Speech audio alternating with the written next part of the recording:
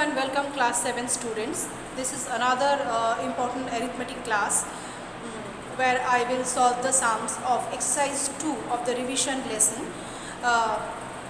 In exercise 2 we are dealing with the problem sums of decimal fractions. In my last few videos I have provided the problem sums of decimal fraction exercise 2. Today I will continue with few more sums of the decimal fraction exercise 2. So today I will start with sum number 25, another important problem sums of that exercise 2. Sum number 25.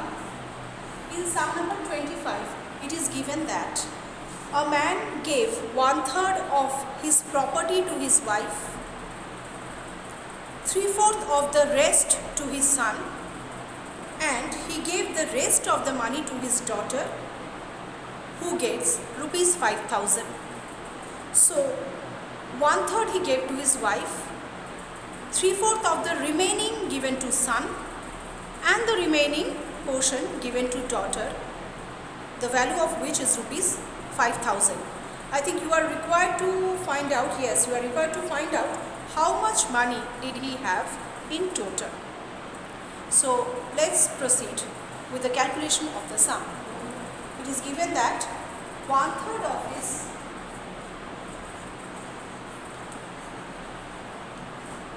money or property, whatever you may write, is given to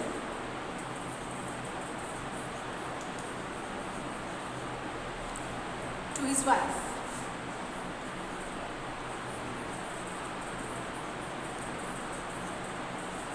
So what is the remaining portion? 1, the whole value of the money or the whole value of the property is 1, if we consider 1. Then 1 minus 1/3, which is given to wife. The remaining is 2/3. This portion is remaining. This is the remaining portion. This is the rest. This is the rest portion. Now from this rest portion, he is giving 3/4 to his son. So 3/4 of 2/3 is given to son.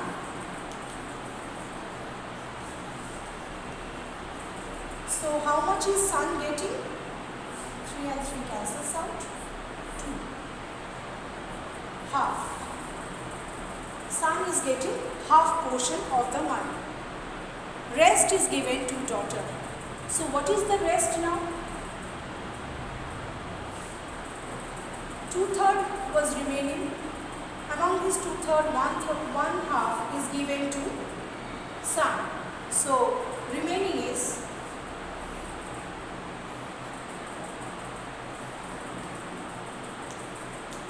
1/6. 1/6 is remaining. This is again remaining, or this is rest.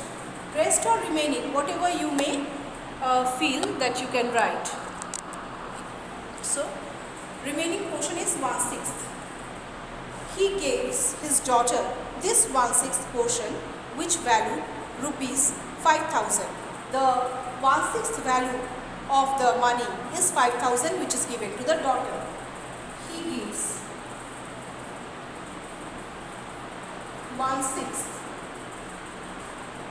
to his daughter, which is equal to 5,000. So you are asked to find out the full value of the property. Therefore, full money with you is equal to 5,000. Just unitary method you have to do, that is 6 by 1. You have to reciprocate 1 by 6. 1 by 6 is 5,000. Therefore, full property will be 6 by 1 into 5,000. You multiply this and you will get rupees 30,000. So rupees 30,000 was the total money he was having in the beginning before any distribution. So this will be the answer of the sum, that his total money before any distribution was rupees 30,000. Rupees 30,000 was the all he was having as his total money. This answer you have to write. Due to shortage of space, I cannot write. You have to write answer after each sum as I have told you earlier. Let's move on to the next sum, that is sum number 47.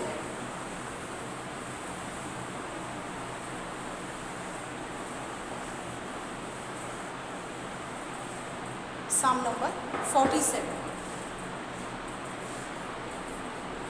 This is also a problem sum.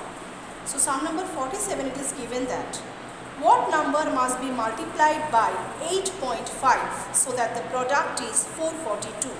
So what number must be multiplied by 8.5 so that the product becomes 442. So here product is given, multiplier or multiplicator, whatever, one number is given, you have to find out the other number. How will you find out?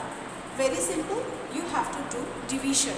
You have to divide 442 by 8.5 and you need to find out the answer.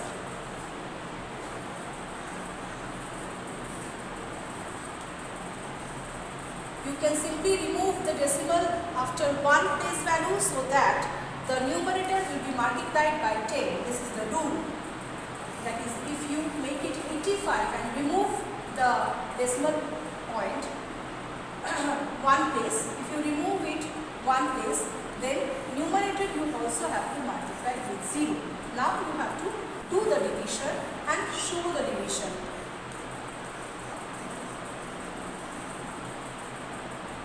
85, here I will do the division, 85, 85.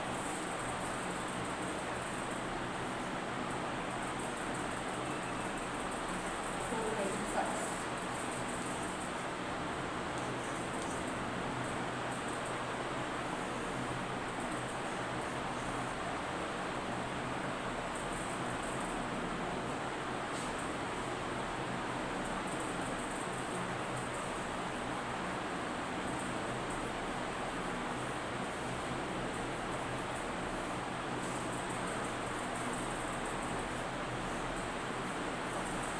So the division ends over here and we are getting the answer as 52. The quotient we are getting the 52 and 4420 is fully divisible by 85 and the quotient we are getting no remainder and the quotient which is the answer we are getting 52. So here we will place 52. So 85 or 8.5 into 52 gives you 442.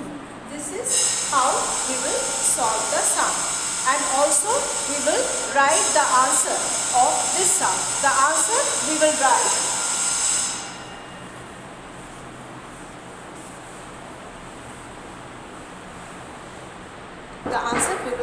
as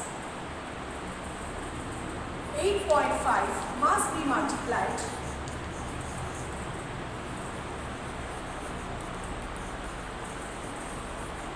by 442 by 52 to get